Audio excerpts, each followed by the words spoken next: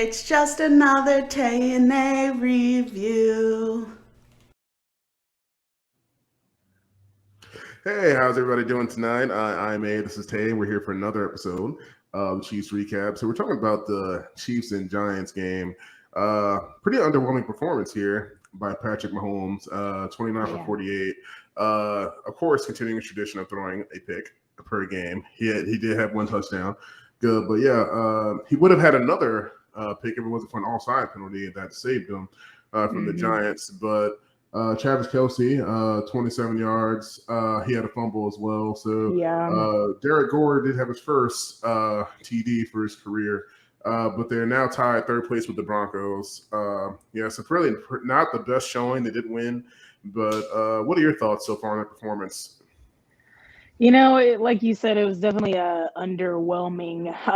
It was like again, they've kind of had maybe not against the Bills and maybe not against Tennessee, but like kind of consistently they've had like the first drive has been pretty decent. Like we truck down the field, it seems almost every game that we've played pretty easily, but then the inevitable happens and we turn the ball over. And it's like as soon as that first turnover happens, if you notice, I feel like Mahomes' play kind of changes and he's like way more cautious, which like yes and no, like you should be because our turnovers are ridiculous. But at the same time, like I feel like he is so self-conscious of the turnover bug that we are just overwhelmed with that he is forcing himself to play differently. Now, he's also being forced to play differently because of what the opposing defenses are showing him. I know we talked about this last week with like the cover two that everyone is playing us in and, forcing him to make the small plays instead of the big plays. And like,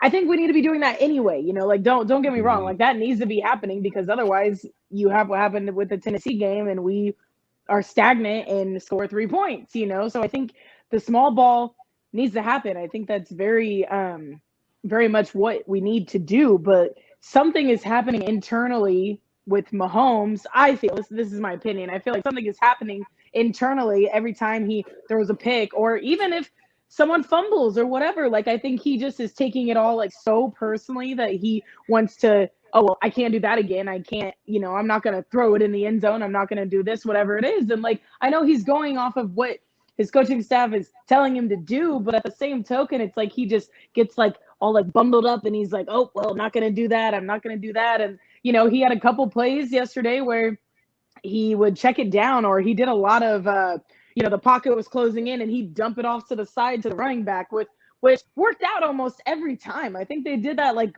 it seemed like 3 or 4 times. Maybe it wasn't that many, but a couple of those times were to Tyreek. So it was like Gore, Williams, and then Tyreek that happened to, I think, like I said, like 3 or 4 times during the game.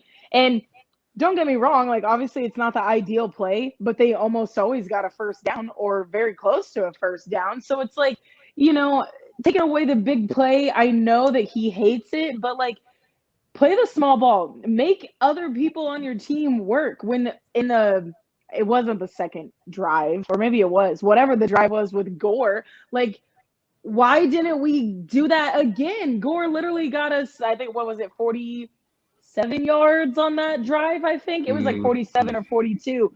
But regardless, he was the workhorse for that entire drive and then got rewarded by getting the touchdown. And it was fantastic. I mean, the Giants had no answer for him. I mean, obviously, they never seen him. So I feel like, and after the game, I heard Andy say something like, oh, yeah, well, Williams and Gore were splitting the snaps. And I'm like, okay, but in the real world, even if the game plan is to split snaps, if one guy is, what I'm saying, like working at a level to where the opposing defense can't stop him, then why do you stop giving him the ball? I think he got the ball one other time in that entire game and he got stuffed at the line of scrimmage. Like, okay, obviously that's not a great play, but good Lord, the guy got us 7 points, like almost by himself, and I seriously question what is going on in the minds of our coaches right now, because it just seems like they're like, okay, well, this was the game plan, this is the game plan, and it's like, that's great. I'm glad you had a game plan and I'm glad it worked and we got a win. But at the same time, like, a game against the Giants and we win by 3 points. Now, let me also say this. A lot of people are dragging us for our performance against the Giants, right? Well, let's also take into account, like, are the Giants great? Absolutely not. But the Giants just beat what was a very good Carolina team. I know Carolina now has the same record as us. They're sitting at 4-4, but they beat a Carolina team very convincingly, and they already have 2 wins on the season, which for them historically in the last 4 to 5 years, like maybe they'd have 2 wins on the whole season. Who knows how it pans out for them long term this season? But I mean, regardless, they have a better record than numerous teams in the league right now. So the Giants are not as bottom of the barrel as I think people are, saying they are. I mean, obviously they're at the bottom of their division, which I understand. But, I would give the Giants a little more credit than what people are. I mean, I think people still think they're the Giants team that can't get a win. And right now that's like the Jaguars in Detroit, so there are teams out there that are worse than the Giants right now. So, let's not act like we should have blown them out by 40. I mean, we absolutely could have. If that first drive didn't end in an interception, and if Kelsey doesn't fumble the ball, that's should have been ideally 14 more points on the board. And then it's a much more convincing win. I mean, even take away one of those turnovers and it's a little bit more convincing of a win. I don't know what is happening with our offense. I think so much of it is just coming down on Pat, and he just feels so much pressure to not mess up. And that interception yesterday, like it seems like all of the interceptions are exactly the same. It's like someone either misses a ball through their hands and it ends up in the hands of the defenders, or it's like a jump ball in basketball. Like it bounces off of somebody and then it ends up in the hands of the defense. And it's like you just can't make it up. It's like very, very few times this season has the ball gone like directly to a defender. I don't even think he's had one that has gone like right at somebody on the defense. It has been a tipped ball, a jump ball, missed through someone's hands. Like, and I'm not saying that, it's not Patrick's fault, because I mean, it goes back on him. It's his stat, but at the same time, I'm like, you can't make this stuff up at this juncture. Like, it's like every week the same crap happens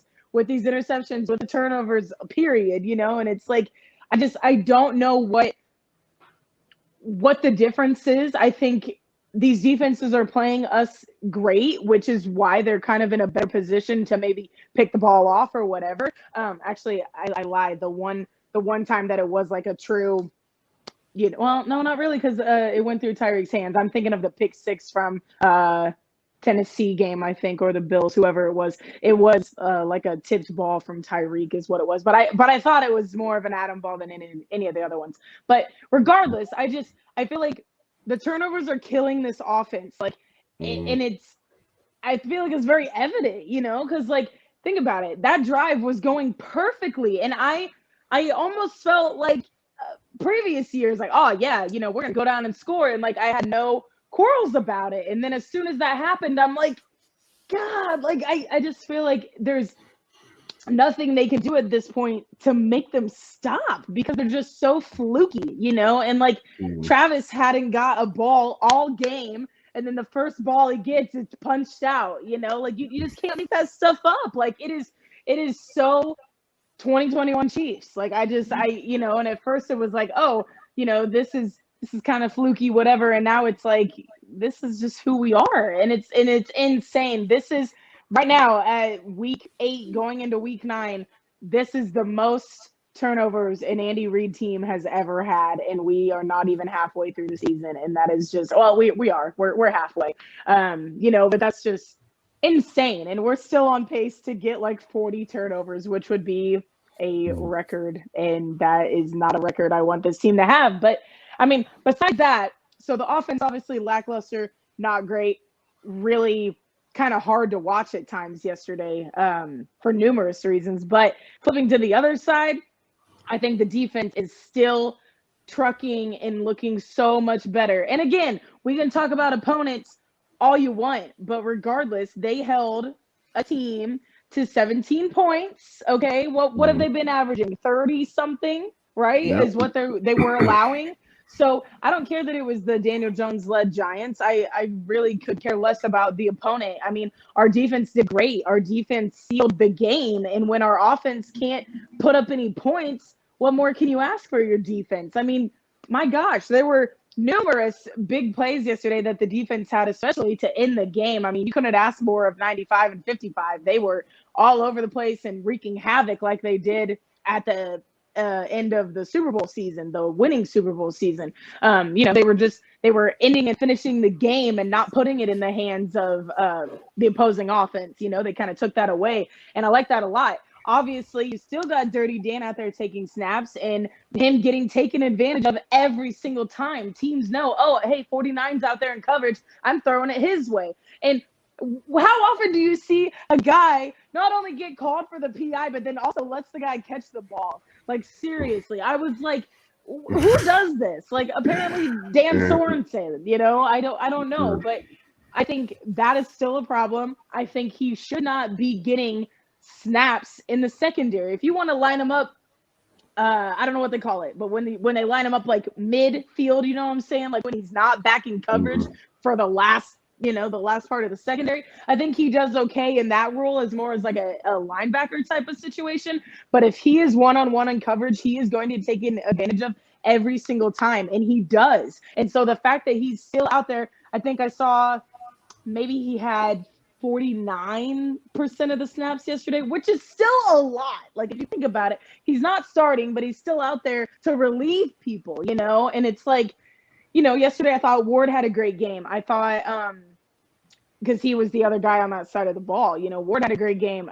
Matthew did well, and our linebackers were fantastic. Bolton and Gay, again, Gay got another interception for back-to-back games. I thought they were a huge bright spot. I mean, they are fantastic, and I'm so glad that we are going to have them for the future to come and something to build on, because who knows what's going to happen this offseason. Honestly, I think they're going to blow the whole thing up, and maybe the only ones that are left is Bolton, Gay, probably maybe Fenton and Thornhill. I don't know about Matthew anymore. Like, I don't know who else is going to be there, but I think Bolton and Gay for sure. I don't know about anybody else, but anyway, I just think that the defense as an overall unit played well. I think Dirty Dan needs way less snaps. I think that teams now know, like, hey, we're going to pick on that guy, and they do it every time. I mean, it's stupid at this point. And then when he's not out there, then we make stops and, we get the job done. So I don't know. They're obviously still tweaking and figure it out. We did get Melvin Ingram today via trade with the Steelers. A lot of people were kind of dogging on that because they're like, oh, we had Melvin Ingram in the facility in the offseason and y'all didn't sign him. Well, y'all got to realize, if he went between us and the Steelers, he ultimately is making that decision. We offered him money, and he chose to go to Pittsburgh. Obviously, it didn't pan out for him the way he wanted, so now here he is in Kansas City. Can't be mad at us for that. I mean, that comes down to the player. And on top of that, it actually kind of worked out better for us because, yes, we gave up a 6th-rounder, but we're getting like a third of his contract, which I'll take that any day because the Steelers got to eat the rest. I think the only thing with that is that people are like, oh, well, is he still gonna like do a good job? Like, well, the way that we've been playing, I think adding anybody of substantial defensive play is going to help us out, and they're also working on moving Chris back inside. He got a lot more snaps yesterday on the inside, and he did great.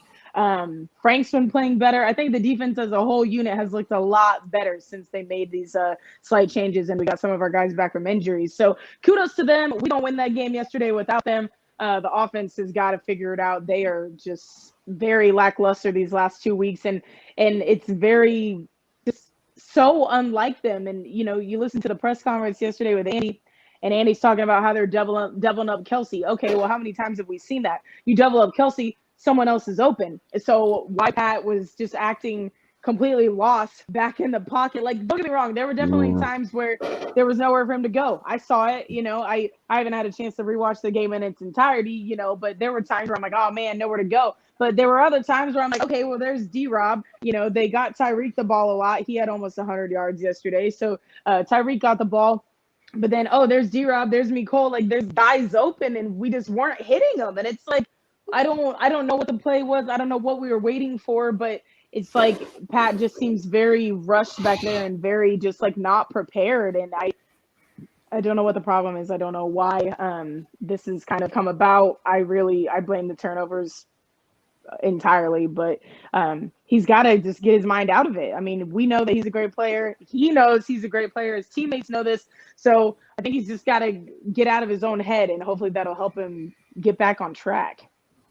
Yeah, I agree with everything you said 100%. I think what you said about him not having time to throw, the offensive line, they're not giving him time back there. Even when players are wide open, we can see it, but he only has a few moments before, he has to work the sack, he has to make a quick decision. It's just like Jay Cutler all over again with the Bears. He's throwing it into double coverage when players are wide open. That was a huge thing.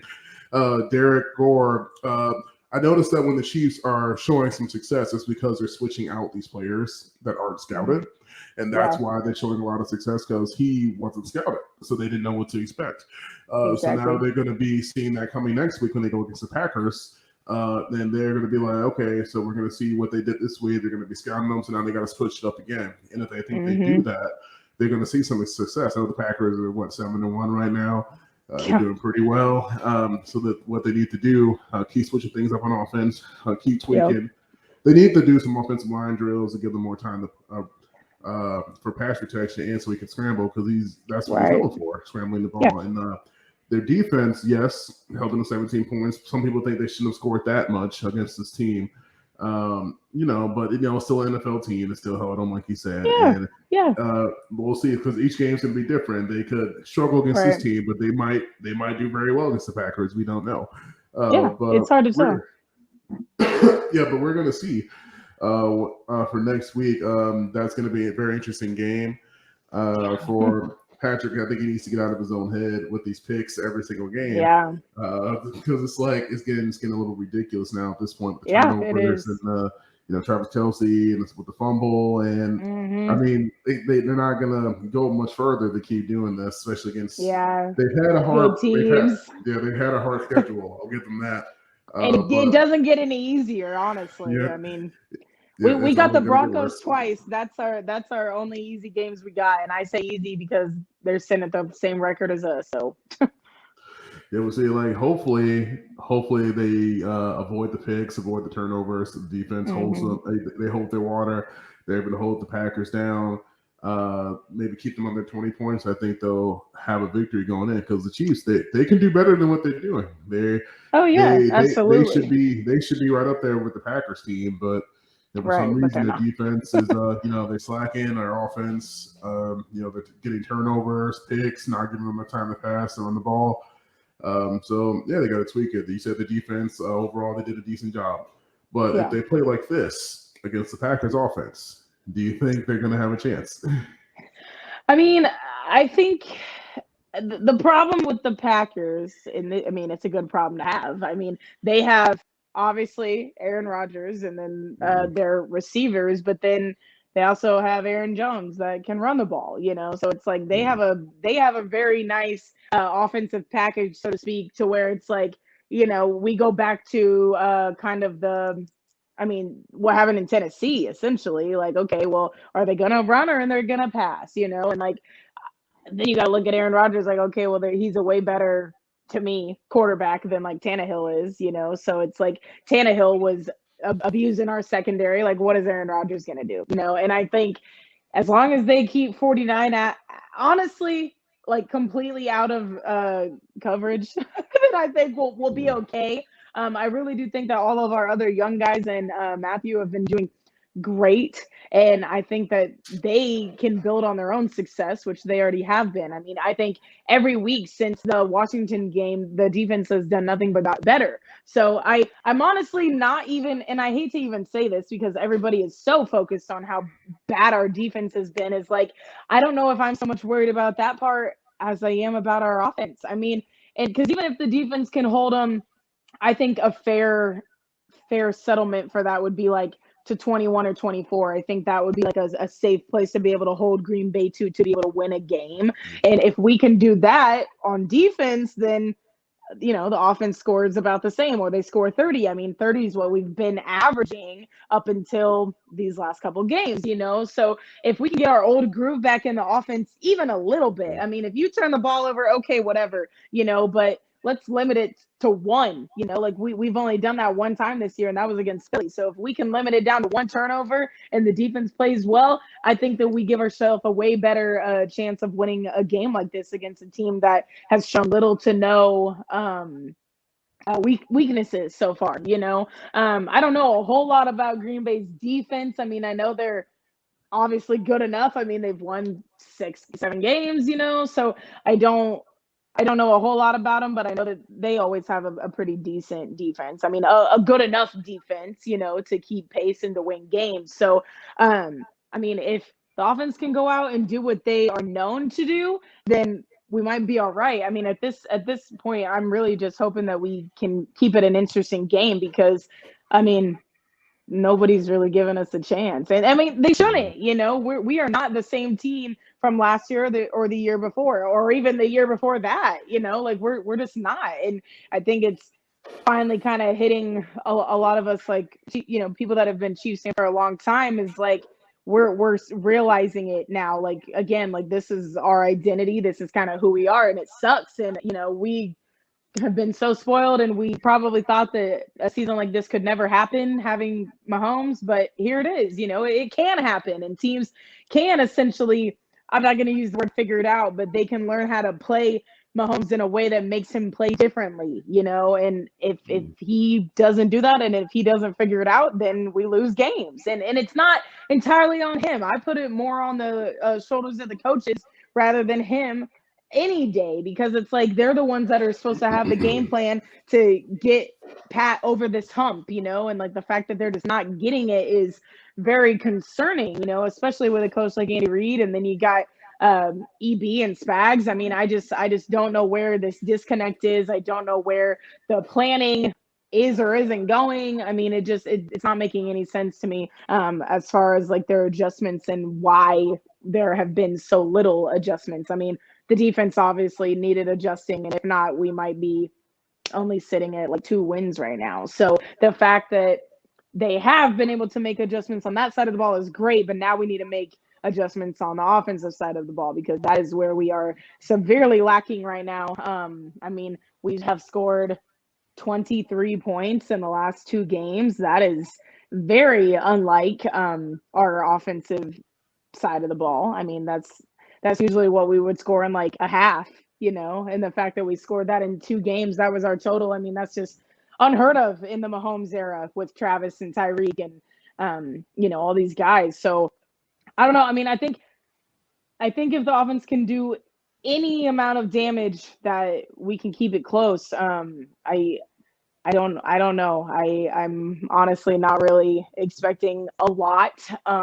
Like I'm not really putting my expectations high anymore, just because I'm kind of coming to terms with what this team is and what their identity is this year. And I'm kind of seeing, that maybe this is just a year to find out who doesn't need to be on the team anymore, and I think we're seeing that definitely with the defense. Like I said, I know Bolton and Gay are coming back, but and probably some of these young secondary guys, but other than that, I have no idea. I think Jones stays. I think Frank's out of there.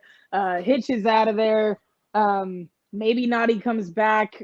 Jerron Reed probably isn't going to get another deal. I mean, we could go all the way down the line. I mean, it's just it needs a complete reboot at this point. And and maybe that's what we needed, is to kind of see like, hey, who's not pulling their fair share of the weight, and then you got to look at contracts too. I mean, we can talk about how Frank Clark is one of the highest paid defensive guys out there. And, I know he's been dealing with a lot with his legal stuff and his injuries. And he actually came out to the media this week and said, how he's dealing with a lot of stuff outside. And we've heard this from a lot of guys kind of across the NFL, like, hey man, like we're football players, but we're people, and like they deal with, you've had numerous guys sitting out for mental health and stuff. And, stuff that you would never hear about NFL guys talking about. And Willie Gay actually talked about some mental health stuff how that he was struggling with. And I just think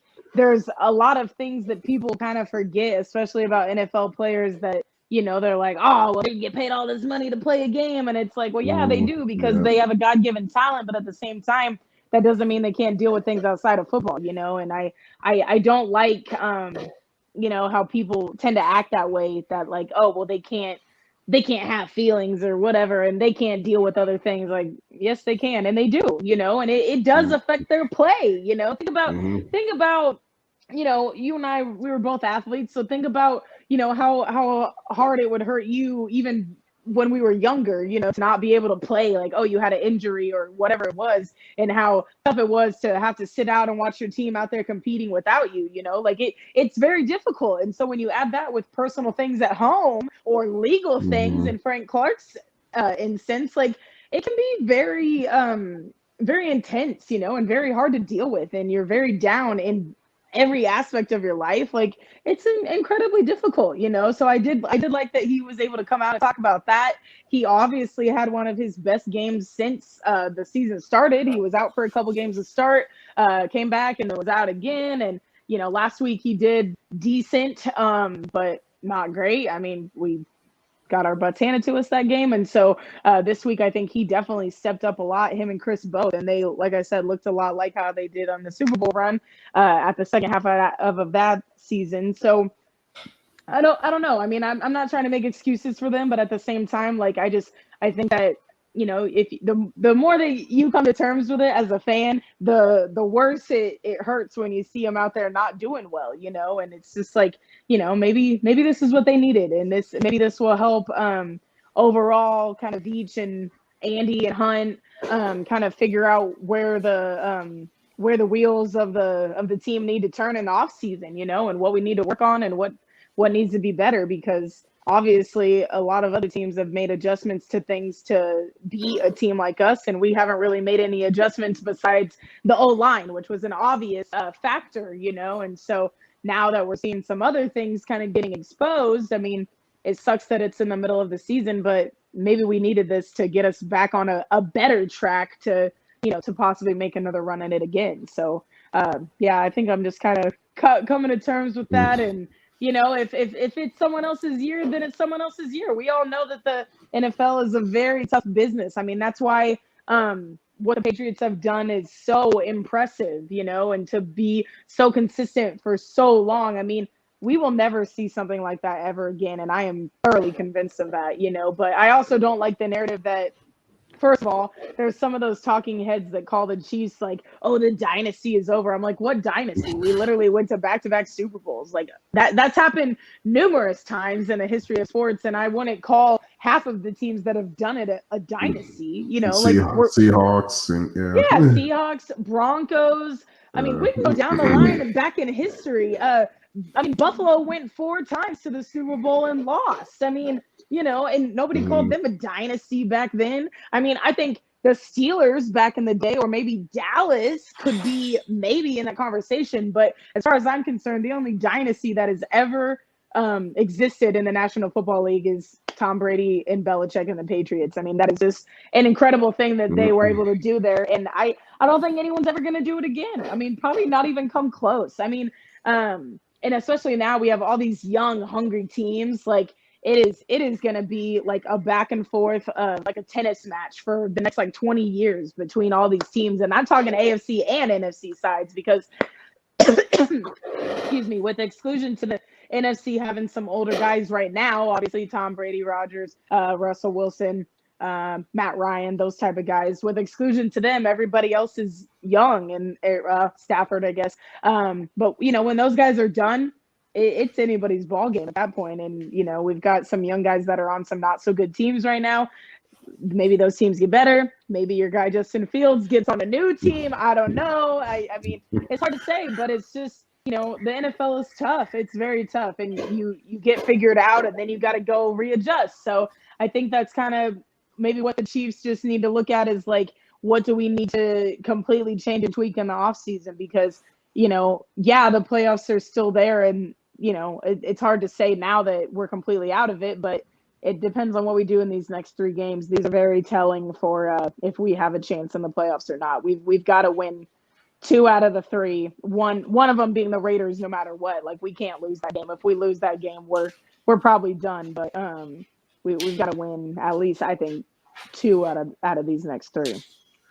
Yeah, but make or break. They got to treat every game like it's win or go home at this point. I think. Exactly. Yeah, like you said, it's like the Bulls in the '90s with Michael Jordan. Yeah. They won't be duplicated. Yep. With the Chiefs, like you said, I'm glad you mentioned that for the mental health. That is a very serious issue. You know, when I was playing, I was having a lot of mental health. I had personal things going on that did affect my game a lot. But people have to realize they have lives outside of the game. Some things are more important. Right. Than a football game, and we all know going off with Robin Williams. You know, he was a famous, successful comedian, and you know look what happened there. We don't know what people are going through. And as far as this next game coming up with the Packers, like you said, as long as they tweak some things on offense, defense keeps consistently doing their job, getting better. I think they need to switch it up and keep using Derek Gore like they were doing. I think maybe they might have a chance to pull out a win here, but we'll see. We'll see what they do. You pretty much covered everything I was thinking of. Sorry, I know I kind of rambled for a minute. No, you're fine. I like it. You know, I can't stand the Packers. I can't stand watching them. Least favorite team in the league. I've always because a lot of that is from when I was in school in Wisconsin, and I'm just not a Packers fan. I'm not a big Wisconsin guy. You know, and it's just hopefully, you know, whenever the Packers win, my friends in Wisconsin like to rub it in because my family, some of my wife's family is from Wisconsin. They like to rub it in whenever the Packers win. I know the Bears are struggling, so they're rubbing that in as well. But you know, we've seen it before. The Chiefs, I think they have a chance here to pull it out. As long as they play like they know they can, like Patrick Mahomes, he can do better than what he's doing. Like 29 for 48.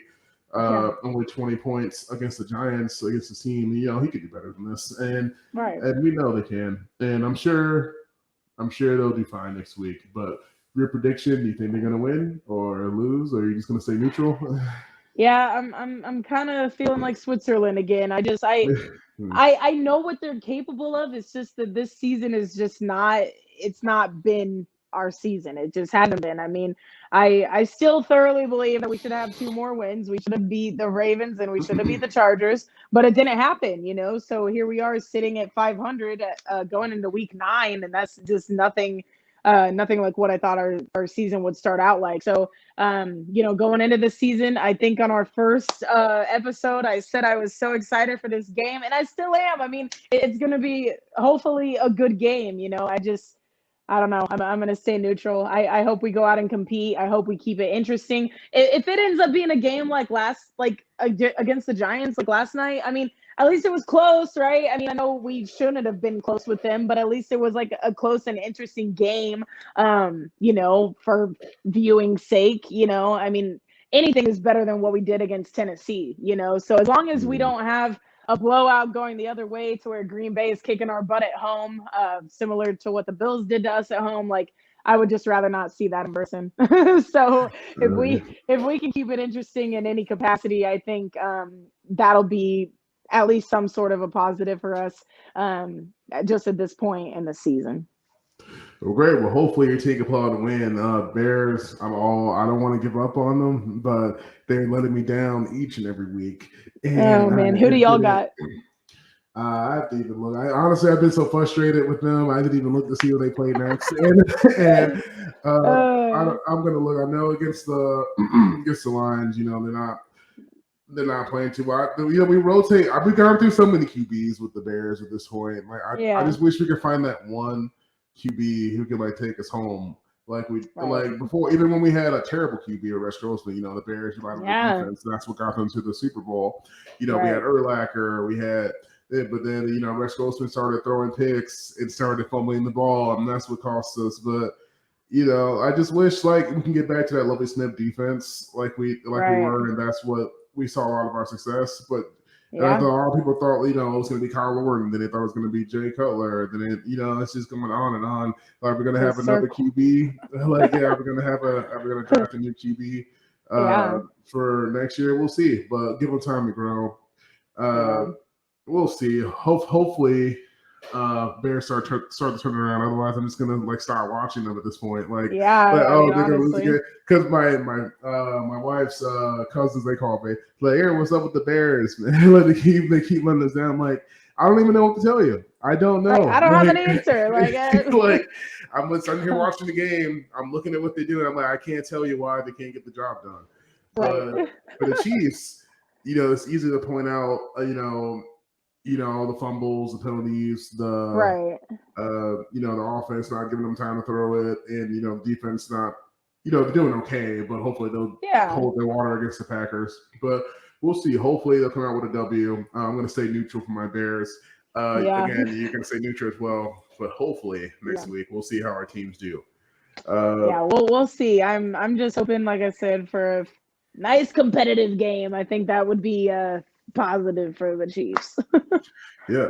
All right. Well, again, it's always a good time with you, Taylor. Yes, hopefully our absolutely. teams do good. I think they have the Steelers next. The Bears. That's well, I wouldn't be mad at the Bears if they wanted to win.